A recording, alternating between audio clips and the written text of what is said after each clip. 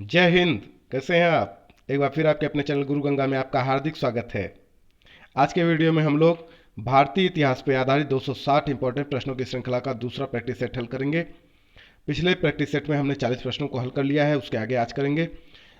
इससे संबंधित प्रश्न विभिन्न प्रतियोगी परीक्षाओं में पूछे जाते हैं, तो ये बड़ा इंपॉर्टेंट वीडियो होने वाला है। आप इसे अंत तक जरूर देखेंगे। तो चलिए शुरू करते हैं आज की इंपॉर्टेंट कक्षा। तो चलिए शुरू करते हैं।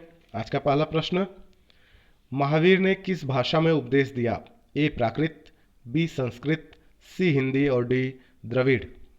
तो सही उत्तर आपको बताना है। 1-2 सेकंड का समय आपके पास रहेगा ताकि आप भी अपनी तैयारी को परख सकें। तो आप भी उत्तर देने का प्रयास जरूर करें। चलिए बताइए। प्राकृत, ए सही है ना।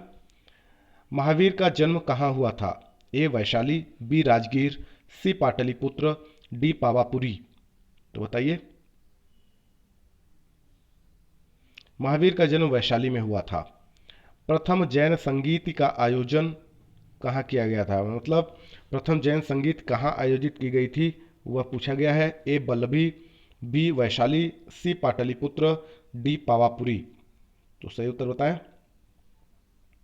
प्रथम जैन संगीत का आयोजन पाटलिपुत्र में किया गया था। तो जितनी जैन संगति हुई थी, जितनी बौद्ध संगति हुई थी, कहाँ हुई थी, किसके शासनकाल में हुई थी, उसके निष्कर्ष क्या निकले, इस पर भी हमने वीडियो बना रखा है और उसके लिंक इस वीडियो के डिस्क्रिप्शन बॉक्स में दिए गए हैं। आप चाहें तो वहाँ से उस वीडियो को देख सकते हैं और बहुत सारी इंपॉर्टेंट चीज़ों को सीख सकते हैं, क्योंकि जैन संगीति और बौद्ध संगीत से संबंधित प्रश्न बार बार पूछे जाते हैं। ठीक है, तो छोटा सा ही वीडियो है, बहुत इंपॉर्टेंट वीडियो है, आप उसको देखना नहीं भूलेंगे।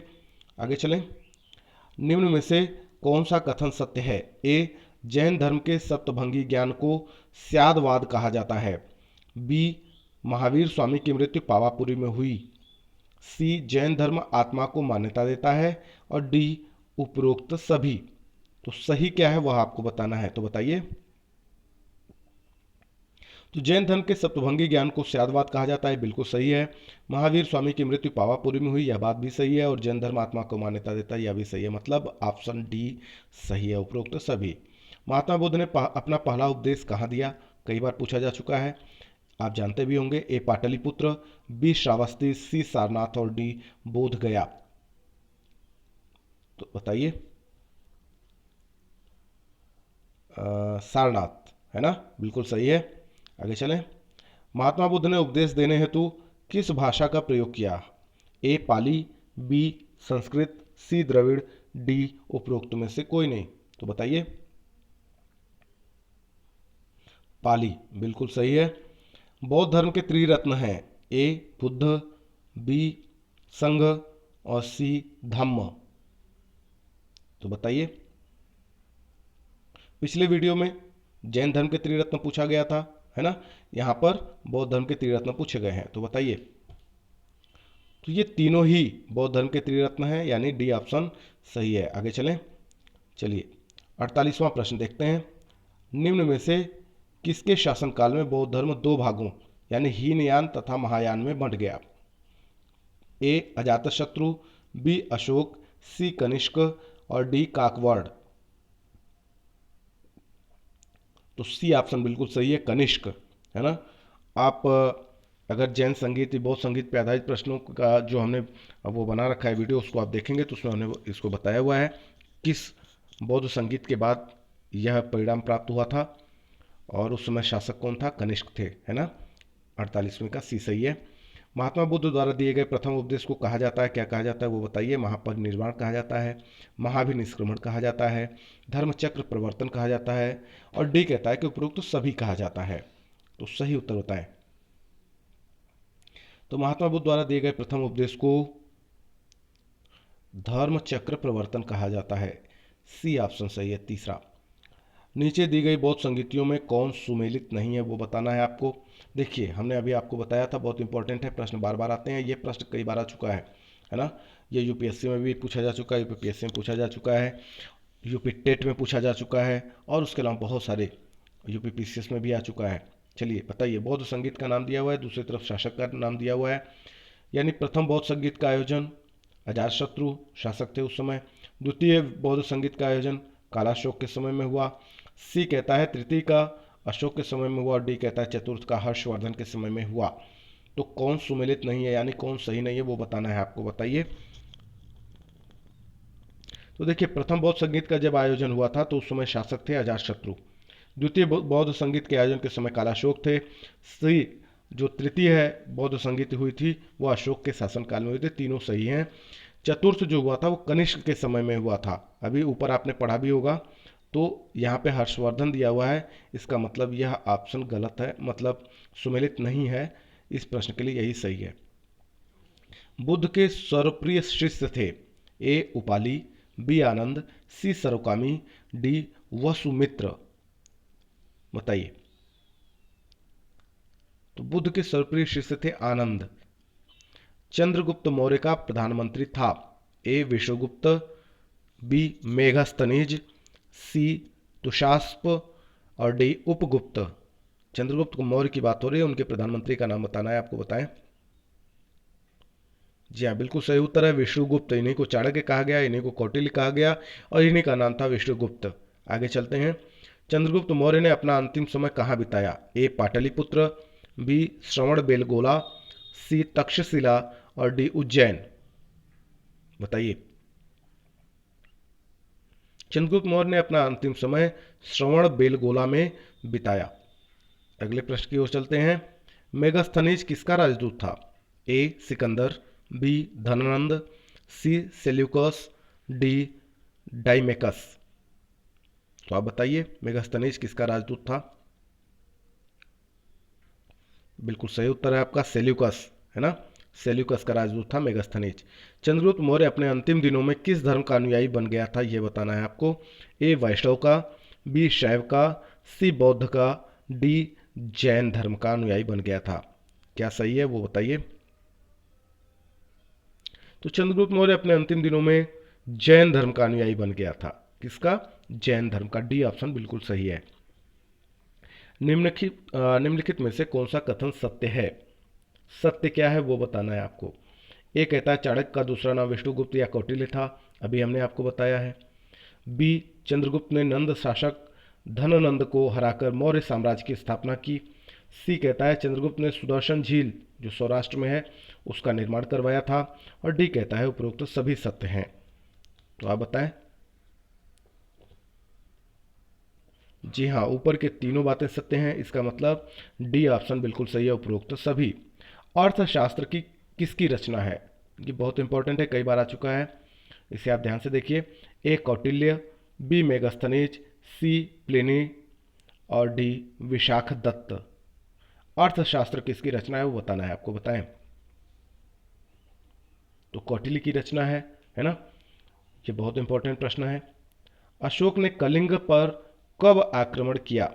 ए 269 ईसा पूर्व में, बी 261 ईसा पूर्व में, सी 324 ईसा पूर्व में और डी 326 ईसा पूर्व में। अशोक ने कलिंग पर 261 ईसा पूर्व में, बी ऑप्शन सही है ना। 261 ईसा पूर्व में आक्रमण किया, बी ऑप्शन बिल्कुल सही है। अगले प्रश्न की ओर चलते हैं। अगला प्रश्न कहता है इंडिका किसकी रचना है? देखिए, रचनाएं कई बार पूछी जाती हैं ऐतिहासिक रचनाओं को, तो कुछ ऐसी रचनाएं हैं जो बार बार पूछी जाती हैं जिसमें इंडिका का नाम भी है, जैसे अर्थशास्त्र का नाम था, है ना। तो किसकी रचना है वो बताना है। ए कहता है मेगास्थनीज, बी कहता है टालमी, सी कहता है प्लिनी और डी कहता है चंद्रगुप्त मौर्य। तो सही उत्तर क्या बताएं? इंडिका मेगास्थनीज की रचना है ना, बहुत चर्चित रचना है ये। बौद्ध धर्म के प्रचार के लिए अशोक ने किसे श्रीलंका भेजा था? आप जानते होंगे अशोक के शासनकाल में बौद्ध धर्म का बहुत विस्तार हुआ था। उसने अपने पुत्र और पुत्री को भी भेजा था प्रचार प्रसार के लिए। तो कलिंग युद्ध के बाद जब उसने बौद्ध धर्म स्वीकार किया तब, है ना। तो आप बताएं अशोक ने श्रीलंका किसको भेजा था? ए महेंद्र, उसका पुत्र था, है ना। बी संघमित्रा, उसकी पुत्री थी। सी उपगुप्त और डी कहता है ए एवं बी दोनों को। तो श्रीलंका में प्रचार प्रसार के लिए उसने अपने पुत्र और पुत्री दोनों को भेजा था, महेंद्र और संघमित्रा दोनों को भेजा था, इसलिए ऑप्शन डी बिल्कुल सही है। आगे चलिए। अशोक के शिलालेखों की खोज सर्वप्रथम किसने की? ए जेम्स प्रिंसेप, बी पाद्रेटी फैंथेलर, और सी कहता है विलियम जोन्स, डी कहता है चार्ल्स विल्किंस। तो बी ऑप्शन सही है, पाद्रेटी फैंथेलर। अशोक के शिलालेखों को सर्वप्रथम किसने पढ़ा? ए जेम्स प्रिंसेप, बी पाद्रेटी फैंथेलर, सी विलियम जोन्स और डी कहता है उपरोक्त में से कोई नहीं। तो सही उत्तर बताएं। तो शिलालेखों को सर्वप्रथम जेम्स प्रिंसेप ने पढ़ा। देखिए, खोज किसने की? पाद्रेटी फैंथेलर ने की। पढ़ा किसने? जेम्स प्रिंसेप ने। ठीक है, तो ये बहुत इंपॉर्टेंट है, ये अंतर आप ध्यान से देखेंगे। सांची के स्तूप का निर्माण किसने कराया था? वेरी वेरी वेरी इंपॉर्टेंट प्रश्न है, बताइए। ए चंद्रगुप्त मौर्य, बी अशोक, सी बिंदुसार, डी चंद्रगुप्त मौर्य द्वितीय। बताएं। सांची के स्तूप का निर्माण अशोक ने कराया, बी ऑप्शन बिल्कुल सही है। आगे चलें। अशोक के अभिलेख किस लिपि में लिखे गए हैं? ए ब्राह्मी, बी खरोष्ठी, सी ग्रीक एवं अरामेइक, डी कहता है उपरोक्त सभी। तो अशोक के जो अभिलेख हैं वो ब्राह्मी में भी मिलते हैं, खरोष्ठी में भी मिलते हैं, ग्रीक एवं अरामेइक में भी मिलते हैं, है ना। तो 64 का डी ऑप्शन बिल्कुल सही है कि उपरोक्त सभी। चंद्रगुप्त मौर्य की सेंट्रो कोट्स के रूप में पहचान की किसने की, वो बताइए। A Smith, b William Jones, c John Philip और डी कहता है जेम्स प्रिंसेप। तो जो विलियम जोन्स थे उन्होंने चंद्रगुप्त की सैंड्रो कोट्स के रूप में पहचान की, बी ऑप्शन सही है। देखते हैं अगला प्रश्न। अशोक के किस शिलालेख में उसकी कलिंग विजय का उल्लेख मिलता है? ए 13वें, बी 10वें शिलालेख में, सी कहता है 11वें और डी कहता है 9वें। तो आप बताइए कलिंग विजय का उल्लेख किस शिलालेख में मिलता है? 13वें बिल्कुल सही उत्तर है आपका, 13वें पहला सही है। मौर्य काल में गुप्तचरों को क्या कहा जाता था? ए संस्था, बी गूढ़ पुरुष, सी कहता है संचार और डी कहता है ये सभी। तो मौर्य काल में गुप्तचरों को संस्था भी कहा जाता था, गूढ़ पुरुष भी कहा जाता था और संचार भी कहा जाता था, यानी डी ऑप्शन बिल्कुल सही है, ये सभी। ठीक है, आगे चलें। मेगास्थनीज के अनुसार भारतीय समाज कितने भागों में विभक्त था? ए 4, बी कहता है 7, सी कहता है 10 और डी कहता है 12। मेगास्थनीज के अनुसार तो भारतीय समाज 7 भागों में विभक्त था मेगास्थनीज के अनुसार, है ना। बी ऑप्शन बिल्कुल सही है, 7। अगला प्रश्न कहता है चंद्रगुप्त मौर्य के महल के अवशेष कहां से मिले हैं? ए कुम्हरार पटना, बी चंपा अंग, सी कौशांबी और डी उज्जैन। चंद्रगुप्त मौर्य के महल के अवशेष पटना के कुम्हरार से मिले हैं, ए ऑप्शन बिल्कुल सही है। क्या सही है? कुम्हरार। आगे चलें। अशोक के धम्म की परिभाषा कहाँ से ली गई है? ए ऋग्वेद, बी आचारांग सुत्त, सी कहता है राहुलोवाद सुत्त, डी अथर्ववेद। तो बताइए। धम्म की परिभाषा जो है वो राहुलोवाद सूत्र से ली गई है, अशोक के धम्म की परिभाषा, है ना। मौर्य काल में प्रचलित विष्टि था? ए धार्मिक कर था, बी भूमि कर था, सी सिंचाई कर था और डी निःशुल्क श्रम था। विष्टि किसे कहा जाता था वो बताइए।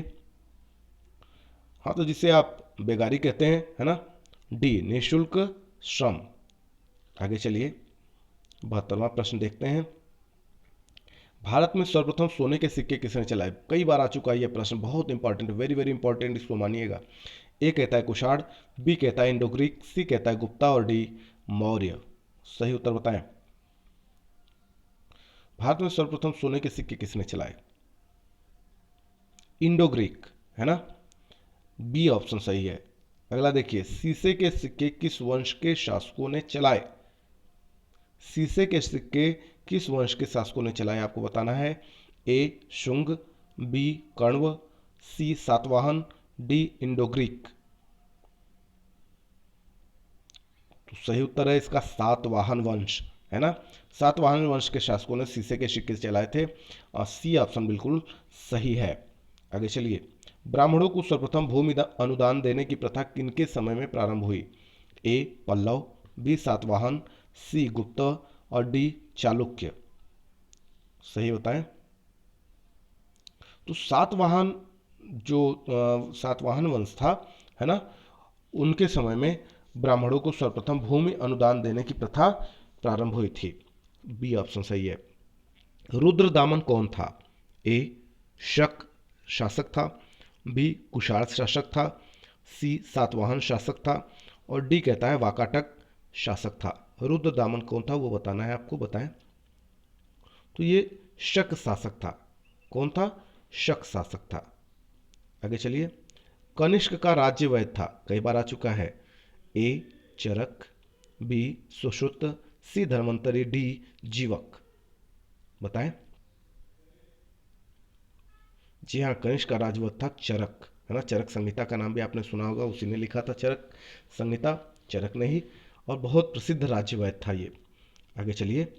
कनिष्क बौद्ध धर्म की किस शाखा का अनुयायी था? ए हीनयान, बी महायान, सी वज्रयान, डी माध्यमिका। आप जानते हैं इसी के समय में चौथी बौद्ध संगीत हुई थी, जिसमें विवाद उत्पन्न हो गया था। तो बताएं सही उत्तर क्या होगा।